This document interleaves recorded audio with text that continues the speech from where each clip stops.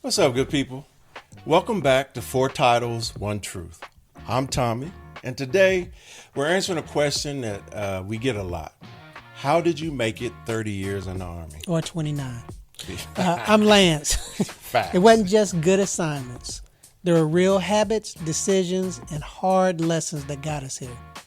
And you can definitely throw in a little bit of that luck. Facts. Luck is absolutely in there. This episode is for anybody trying to last in a hard system. We're talking whether it's military or not.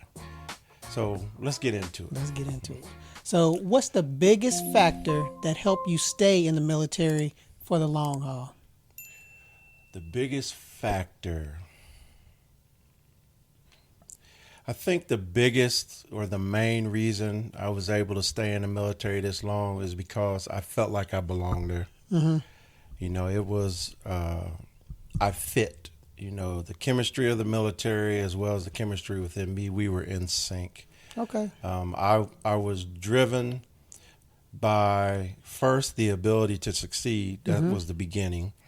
And then it ended up being the ability to mentor and develop.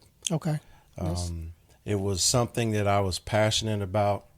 The problem is there aren't a lot of people that understand how to be mentored, and there's not a lot of people seeking mentors.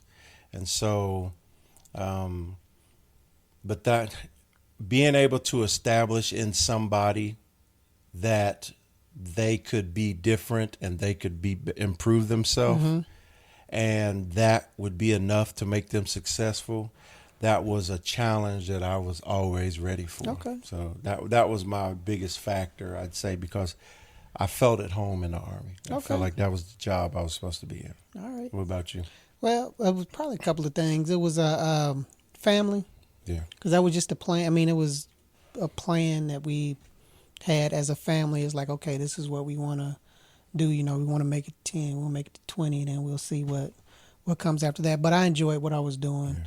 And I enjoyed the opportunities that I was able to do, so I could really find what type of nursing that I really liked and really enjoyed. And when I was able to find that, then opportunities in that specialty that I was afforded and things I got to do, I was having a good time, So, and I tell folks all the time, say, you got to enjoy what you're doing. If you enjoy what you're doing, it's not torture going into work. It's not as bad. Yeah, it's not torture, because you should never feel like it's somebody's dragging you down the street to work and stuff. It's time to find something else. Yeah, it's time to do something else for sure. So let me ask you this: would you say it was more your field than the military?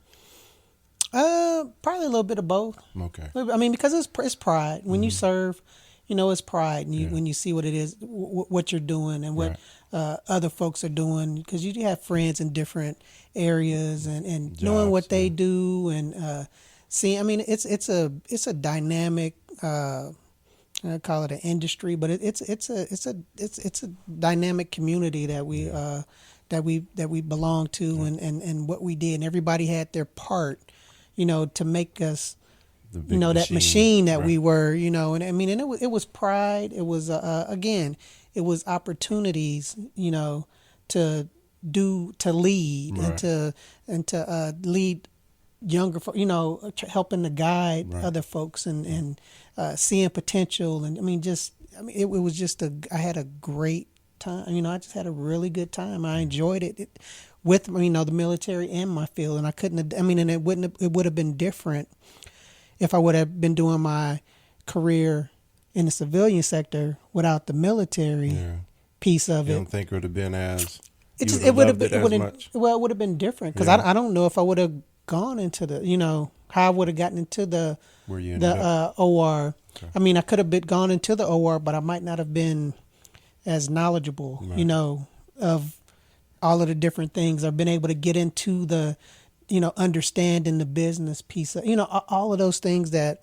I don't want to say that we're forced into it, but that we learn in order to be able to do our job more effectively and efficiently, and all of the things that you're the military, but you also need to run your money and spend your money like you're in a civilian thing, because it's not a, we don't have a You don't deep have a free pockets. pass. Yeah. So Yeah. I mean, I'd say it was a little bit of both. Okay. Yep. I think the reason I asked the question because I thought about it, and I'm like,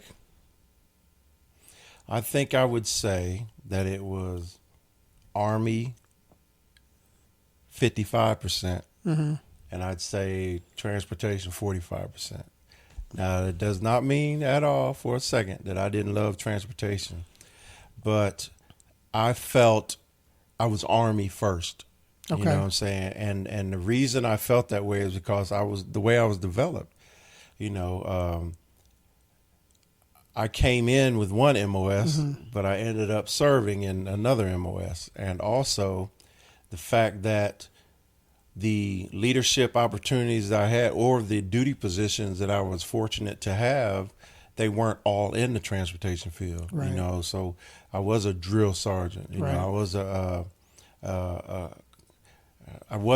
I was corps level instructor, See, yep. I was in freaking 2ID. I was in 101st. So, I got to touch much more than just transportation. Right. But I was able to focus and I'll say master both the Army and transportation. But I really would say that I would give a slight edge to the Army over my field. And I would probably see that a lot in folks that weren't on the medical side that had, because like when folks go to school or what, that's, you're going toward, for nursing, you're going for, to be a doctor, then you get, for a surgeon. So you have those specialized fields that that you're going to, that you're going to be expected and required to do the best, be the best, because your job for the military is taking care of. And I'd also say that the fields in enlisted are much broader, right? So transportation has so many different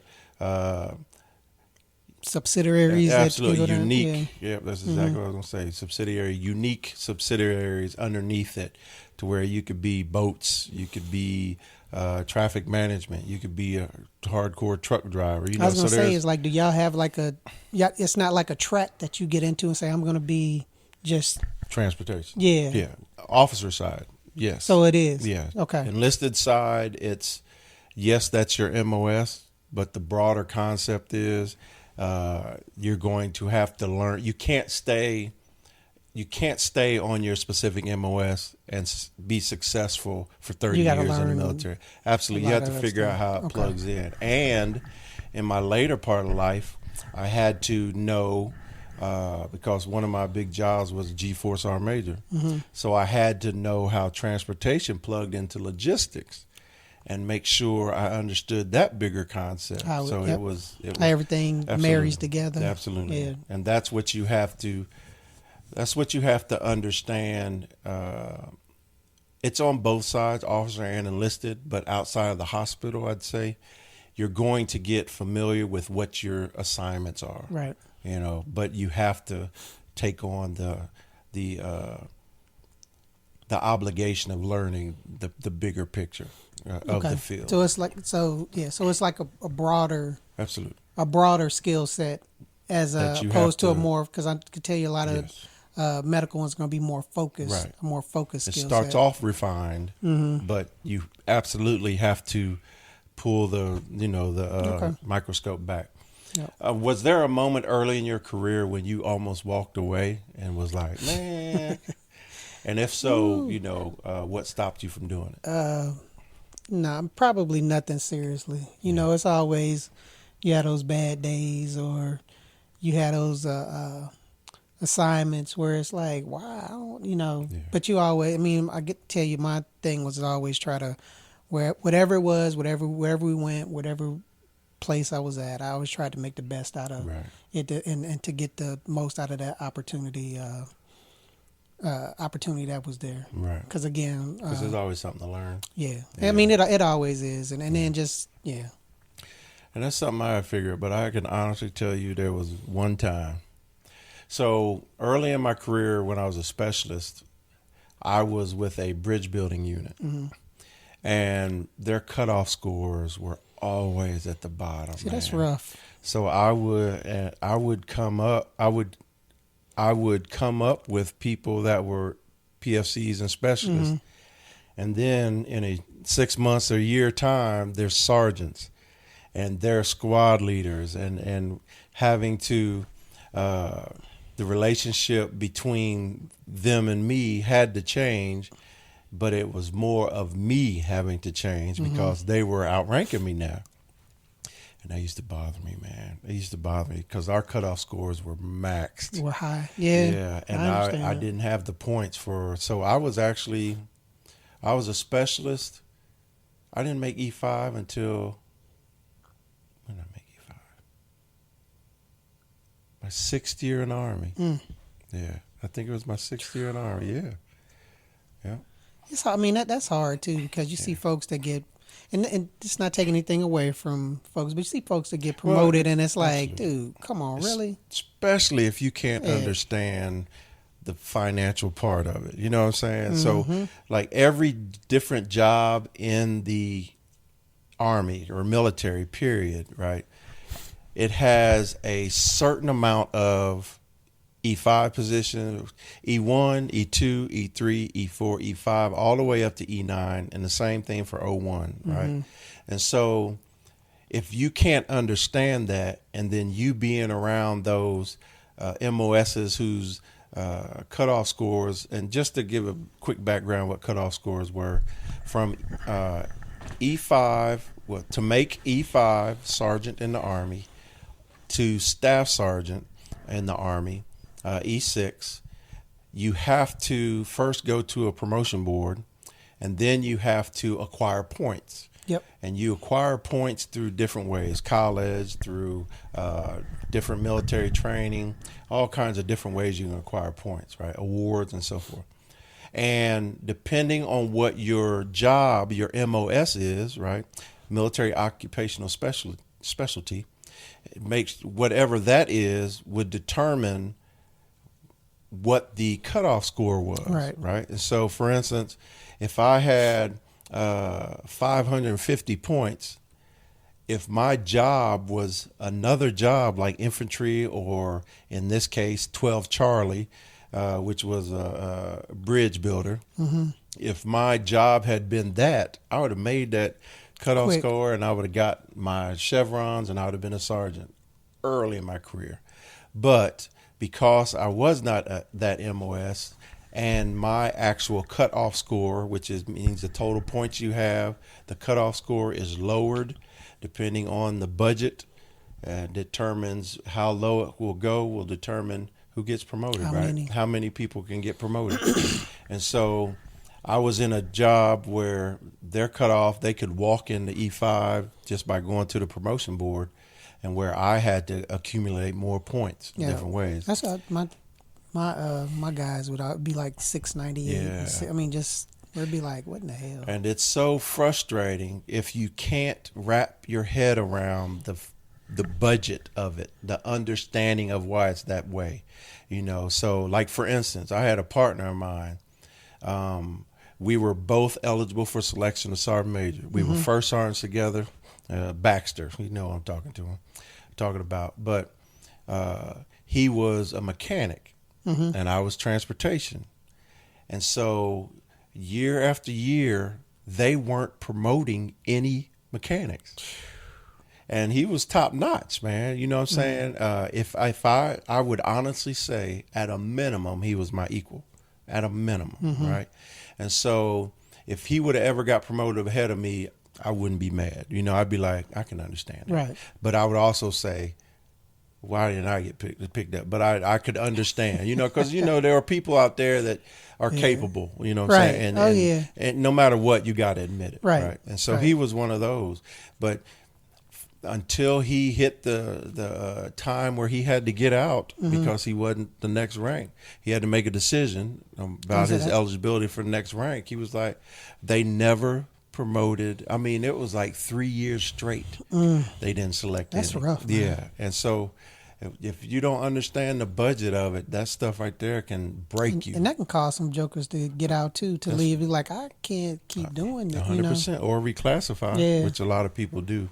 But so that was my moment where I was like, I was getting to the point where I was like, I gotta forget this. Yeah. And so I knew a guy, his name was Staff Sergeant Coates at the time. And he was like, he pulled me to the side, and he was not, I think he's a fueler. I think he's a fueler. But anyway, he was like, hey, he said, I know you think they ain't worth nothing. And he was straight talking. I know you think they ain't worth it or worthy. And I know you think you're more worthy than them. He's like, but the bottom line is they're now non-commissioned officers. So if they tell you to do something, you have to comply. Yeah. That's the military standard. And that's that line I keep trying to tell everybody that you have to bring people to. You have to understand that the military, specifically the Army in this case, works a certain way. Yeah. And you don't have the ability as an individual to go against that, because that's the system, that's the process. Yep. And if you can't do it, then you can't lower your standard just because you're upset. Yep. Because you wouldn't want to. I mean, because if that, you wouldn't want the vice versa to you. That's the point. So. And you got to see the bigger picture of things. And so, what stopped me from walking away was that conversation. Oh. It made me remember that I'm not competing against him. I'm competing against other people, or them, not him. But I have to just, if that's the requirement, I have to go meet it. I can't wait. I can't complain that I'm in a different situation because I chose that job. Yep. All right, Tommie, what role do you think mentorship and leadership played a role in your success? Or did it not play a role in your success? Yeah, it did. Specifically in that situation. Military is just like in life. The more you seek understanding and find it, the easier it is first to tolerate and then adjust and adapt. Right. And so there were leaders strategically placed along the way. I didn't have a bunch of mentors. I didn't have a bunch of leaders that I respected in a way that I would use them as calling back on them. Well, not just that, but their path to success. Okay. They brought me in enough that I could see their path to success or whatever. And so, but whether you say God or whatever you believe in my case, God put them people strategically throughout my career. I mean, talking about my first squad leader,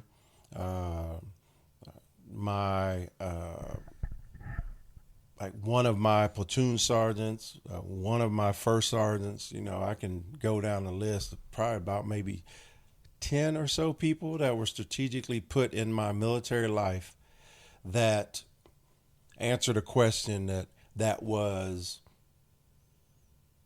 help guide you to a decision, or... It answered a question that I needed the answer to if I was going to continue going. Yeah. Okay. As far as a full-blown mentor, I only had one full-blown who pulled me to the side and was stationed with me and had real conversations. And I was a young staff sergeant. Okay. And unfortunately, I can't remember his name right now while we're talking. But I was working in the S3 shop in battalion, and he was the ops NCOIC. Okay. He was a first sergeant, but he was an E8 at the time. He had taken a diamond off, and he watched and paid attention to me, and then helped me self-correct. Okay. Because when I was a young staff sergeant, like my career's crazy. I was an E4 for, like I said, 5 years and some change. But then I went from E4 the next year, or then I made E5. Then the next year I was an E6, and then 2 years later I was an E7. Oh. Yeah, so the slowdown picked up. And I went from behind the curve to way ahead of the curve. And the Army slowed me down again. But anyway, when I made staff sergeant, I was selected. I was a brand new staff sergeant, meaning I wasn't even pinned yet. And I was looking at the cutoff score in the orderly room, and first sergeant walked in, and he saw me celebrating, me and the people that were there, and it was like, he's like, "Great, you're going to be the headquarters platoon sergeant." Now there were people that outranked me. There were seasoned staff sergeants. There was one that had 19 years in, but he picked me over them, and that's how crazy my career was. But I was a platoon sergeant with 3 other seasoned sergeant first classes, and 2 of the 3 went on to make sergeant major. So I was the young pup, and them jokers, the only way they prepared me was by beating me down, until I figured it out.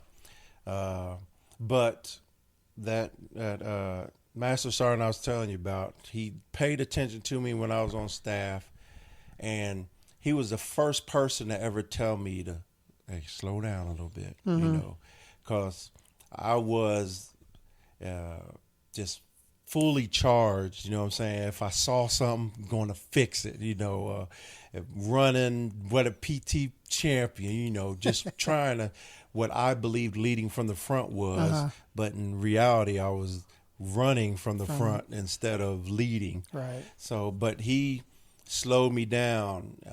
Like a perfect example is one day we were standing outside a battalion, and this car came and parked illegally.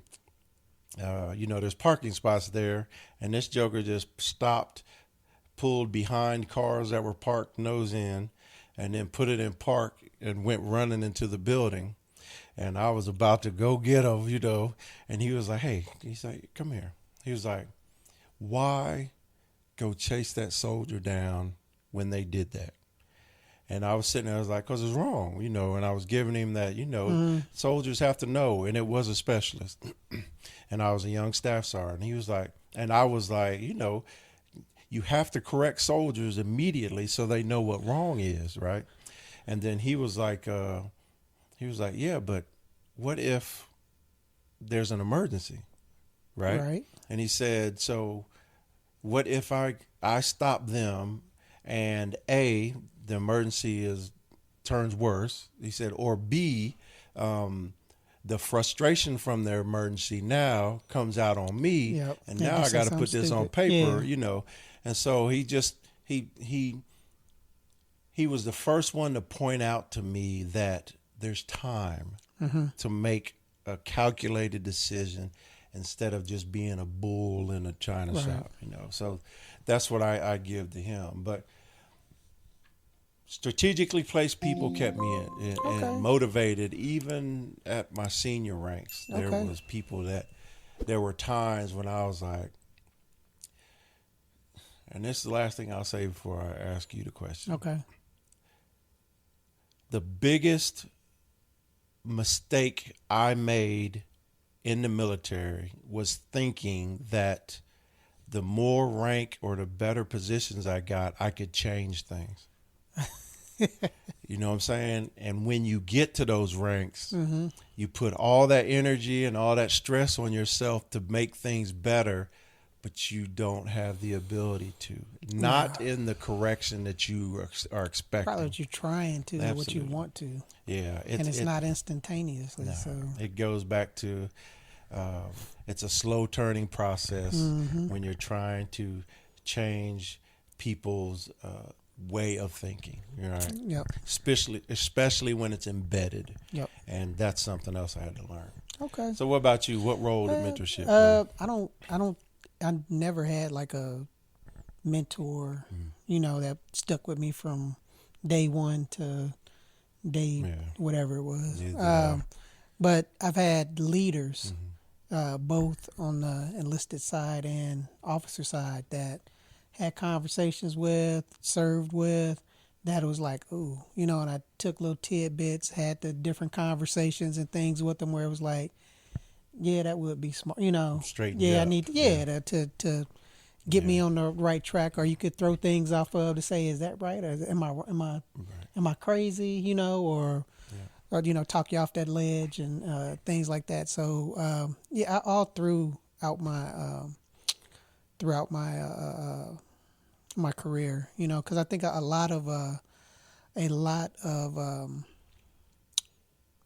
jobs and stuff, I didn't I guess go to traditional or take some of those jobs just because of the family situation that I was in. Right. And the military, being dual military, is like, okay, The balance. she need Right. just think she needed that more, that she need to go there, we need to go there more than me, or I don't want to be separated from my family at that time. So it was like, okay, I'll step back. So it just, some of those forced me to talk to folks and be like, well, you say, well, if you're going to do that, then do this. Yeah. Try to get this opportunity over here because you're at this duty assignment. So you can try to do, so I was able to navigate that piece and do that. So, but it plays a role. I think it plays a role if you have, and being one too, as you get further along in your career and older, you do get wiser. And whether it's by whether you want to or not, if you're there in the fight, then you're going to learn some things. Right. You're going to meet some people that you can help some younger folks, especially if you see folks with some good potential that are eager and they want to stay in, they want to succeed, they want to do the right thing, and you try to help those guys out. So so being a mentor to folks, I've been a mentor to folks, and I hope through leadership that people saw, things that they like, things that they didn't like, because I tell folks, because you're not going to be everybody's cup of tea. Everybody's not going to like you, 100%. But you should, even those folks that I didn't care for all that much, I still learned stuff from them. For the good or for the bad. I learned something from them through it all. So 100% agreed. Yep. But I will go back to something you said because it's absolutely correct. There's a difference between mentorship and leadership, right? Leadership is there when you walk into it. Mm-hmm. Mentorship invites you in, and it's a consistent thing. And being a mentor, before you take on the task of being a mentor, identify exactly what a mentor is. I'm talking layman's, so that you can be what's expected from you. Because a lot of people think that leadership is mentoring, and there are moments, but there is longevity to mentorship because there's somebody who's cleared a path in front of you and literally provided you with options and helps you by answering questions so you can make decisions. Yeah. That's a huge difference between a leader, right? A leader you fall in on, and I did not get true mentorship until I made Sergeant Major. I take that back. First sergeant, my second first sergeant job. And some of I feel like I got mentored coming up just from my wife or other friends that because we got a nice little military community of folks that you can bounce things off of and talk to. So in that sense or that matter, I got mentored that way, where because a mentor is not supposed to give you all of the rosy, tell you everything is good and you're the greatest and all of that stuff. They're the ones that are supposed to tell you you're messing up. Be you honest need to do with this. you and make you make the decision. Right. That's so I was lucky enough to get that from somebody that was next to me that actually knew what they were, actually knew what they were doing, and I could have friends that I could call and would say, no, that's not it, player, or that was, you need to, look to this way, or can you do this, or that type of stuff. So, I didn't have one in the nurse corps, but I did have some good leaders that I could talk to at different stages. Gotcha. At different stages. So. Okay. So How did you stay disciplined, motivated, and mentally locked in over the years? I think because I enjoyed it. Yeah. And just that competitive spirit and staying locked in is like I want to be just wanting to be the best, wanting to make the best rank, wanting to make a difference at the place wherever I was, wherever I was leading, so that whenever I left, be like, man, this ain't the same, as when Taylor was there, he did X, Y, and Z, and it wasn't, and I wasn't seeking arrogance. I wasn't I just wanted to be the best, just because I had pride in my name, pride in because when you know this, when you have a spouse that's also in the military, that's a go-getter, a hard charger, just doing it. Yeah. It's like, well, Joker, you ain't the only one that can do. I know it. I can do it. And then just being competitive, and if I hadn't enjoyed my job, I wouldn't have had the success, because I wouldn't have won. I wouldn't have cared. I wouldn't have gave a damn. To stay that long. I wouldn't have gave a damn about it, to be like, oh, whatever, let it ride, let it go. Do what's required. Yep, of and me. that's I it. Ain't doing nothing else. Yep. So that's it. It's the same. It was the energy I had came from me wanting to be there. Yep. And back to something else you said. One thing about the military is you absolutely know who the competition is. It's defined either by your leaders, or it's defined academically, or it's defined statistically. Mm-hmm. You know who your competition is. For instance, you know who the best platoon sergeant in a company is. You know who the best platoon leader in a company is. Mm-hmm. You know who the best daggone first sergeant in a battalion is. You know who the best commander is. And that is something that, because the reason is because it goes on your evaluation, right? So it needs academic and statistic information, right, to support that. And there's nothing better than knowing that you walk into a situation and then you become number one. Yep. Nothing better than that. And I will say more than him, I was more selfish, specifically in the early age, because my desire to be the best sometimes outran my leadership practices that I needed, but I did evolve and become better. Yes, I felt I had to learn my job well. I felt like I had to learn my job well. A lot of people don't feel that way. I don't think you can talk about it, or you can lead somebody or tell somebody they're doing something wrong if you can't do it. If you don't know how to do it, how are you going to? That's because that was my feelings. Like, how are you going to tell me that I'm not doing something correctly if you don't know how to do it? So I always tried to make it a point. That's why I tried to be the best damn whatever you OR were. nerd. I tried to. I tried to know as much as I could, and just so that I could, because that way, then I felt like then I was an asset or benefit for my folks who I was in charge of, or I was leading, or whoever I was working for, working with, whatever. Then I can be counted on. You know. And I always strove to understand everything.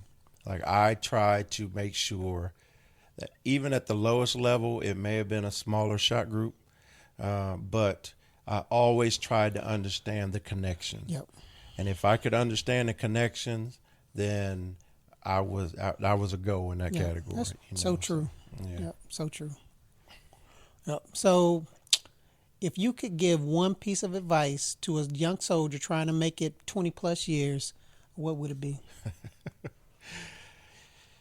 So it goes back to the beginning. First off, to get to 30, there is luck involved, right? It could be your goal to do 30 years the moment you walk into basic training, but you could blow your knee out and get medically discharged. Anything can happen. Yeah. So there is that luck there. So first, I'd say understand that getting to 30 years it's more than just your drive and your knowledge and the competition and all that stuff. That's the first thing I'd say. Yep. But the one piece of advice I would give is understand what you are supposed to be when you're assigned to it. Right? And so if you are a private and just a member of a squad, Right. understand what is expected of you and then do it to your fullest. And then once you get that, then look further.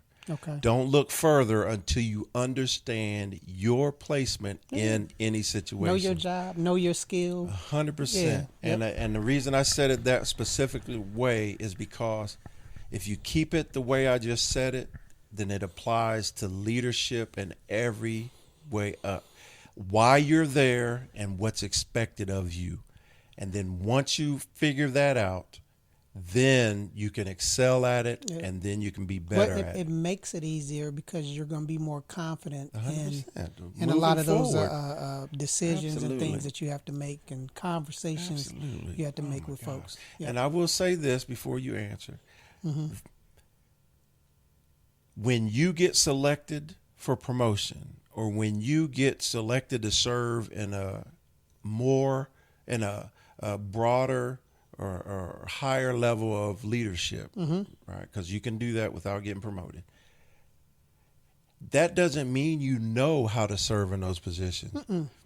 That's why you have to master where you came from and then look to the next position. And see how it fits. Absolutely. I mean, going from that operational to the strategic and knowing how to overlooking. Yeah, Because absolutely. if you're still learning in your next Yep. position how to do your last position, you're failing the Army, you're failing yourself, and you're failing your soldiers. Yeah, I mean, you're Bottom line. It's going to be real slow, and it's going to be Probably your last. yeah, it's not going to be good. So what about you?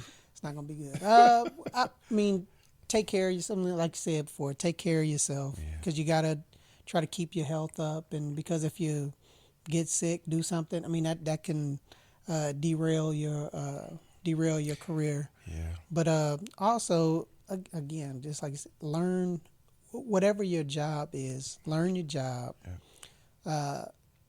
and try to enjoy what you're doing. Yeah. Again, I mean, I can't stress enough how if you don't enjoy your job or see any path to growth in your job, then you need to try to see if you can do something else to try to find that niche or find something for that. Yeah, I mean, because it ain't for you. if you have that that joy, you're gonna want to do more. You're gonna want to look to try to do more. You're gonna want to learn more. You're gonna see all of the different possibilities that position can take you. So listen, keep your health, and enjoy what you do. Try to enjoy what you're doing. You're not gonna enjoy it every day. I can tell you that. But don't let it be miserable every for day. you. Yeah, every day, because that's not good. Because there's nothing worse than working for somebody that you don't respect or like, and those situations happen. And guess what? You still have to do your job. You sure do. And because your soldiers are counting on you, or the team is counting on you. Yeah. So. Yeah. So, hey guys, so we didn't just survive the military. Yeah. We were able to succeed in it, yes. And it wasn't easy, Facts. It wasn't an easy thing, but we were able to navigate it and make it through. Get us to the point where we were able to say, I'm that RET. Yeah. That retired one. So, and bottom line is we kept showing up, we kept learning, and we outlasted a system that 95% of the volunteers are expected to fall short of. That's a lot of folks. And what I mean by that is not everybody is supposed to do 30 years, and not everybody wants to do 30 years. But the people that do 30 plus years, it's something that is not expected, and it's quite the accomplishment. Yeah. And it's something that should be heralded. At the same time, they earned it. But doing your 20 is not that's not a You're bad still thing, and that's not a shy 90% thing better look than at. most. Yeah, still doing a really good job. Absolutely. So if you're listening and trying to figure out how to make it, take what works for you and leave the rest behind. Yeah. Leave us a comment of what you all think, of your thoughts. Yeah, we want to know. Yeah. And also, you can follow us on Instagram. You can watch us on YouTube at 4 Titles, 1 Truth. All right, y'all. Thanks for listening, and let's keep the conversation going. Hey, holla. All right.